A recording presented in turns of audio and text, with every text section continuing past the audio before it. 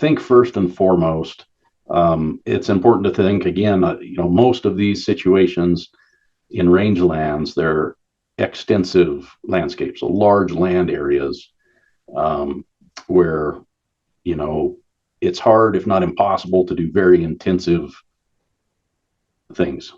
And so our options are pretty limited. And one of our best options to treat invasive annual grasses in these extensive landscapes happens to be herbicides. And part of that is because of, just working at that scale, and then also the effectiveness of some of the herbicides we have in reducing the abundance of invasive annual grasses. So if that's not an option, really, I think that narrows the list down to one other major one, and that's livestock grazing management. Now, I think the expectations really have to change because everybody that I work with and have talked to about livestock grazing and invasive annual grasses agree you're not going to graze your way out of an invasive annual grass problem.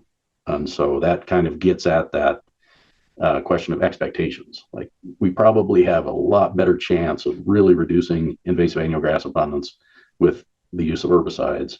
If you're not going to use herbicides, you're probably going to have a lot more of the invasive annual grasses still in the system. Any invasive plant, there's lots of tools in the toolbox, and integrated management is encouraged, and I would say even required. We don't have a single tool that is going to be singularly effective on annual grasses. They're just too good at what they do.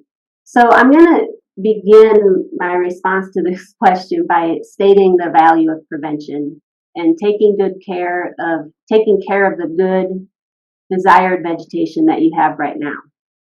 So this includes things like taking time to make sure vehicles and machinery or equipment are clean. You're using quality weed seed free products. And I think the importance of monitoring your vegetation at least once per year to look for new patches of invasive annual grasses popping up so that you can manage them early and effectively, and hopefully with a little less effort. Also, be a good steward of the perennial vegetation that you have.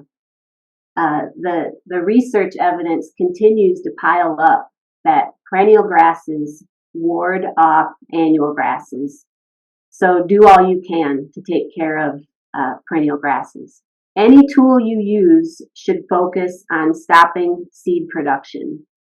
And the seeds of these annual grasses live for just a few years, which that may sound like a long time, but it's not very long relative to other invasive plants that we deal with.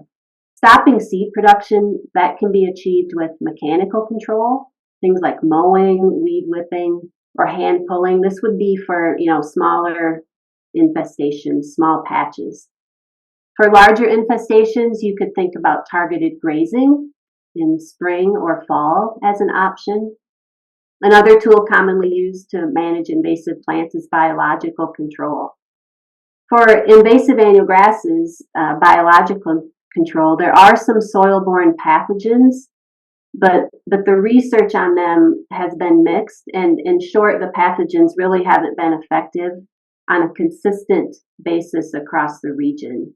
The same can be said for some of the soil amendments. The research in this area is still kind of in its initial phases, and it's kind of showing some mixed results and some inconsistent results.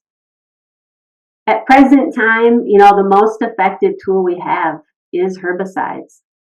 If herbicides are not an option, these other tools that I've mentioned are available, but you should adjust your expectations and realize that they're not going to provide as good of control as herbicides, and that they will take longer to be effective if they prove effective at all.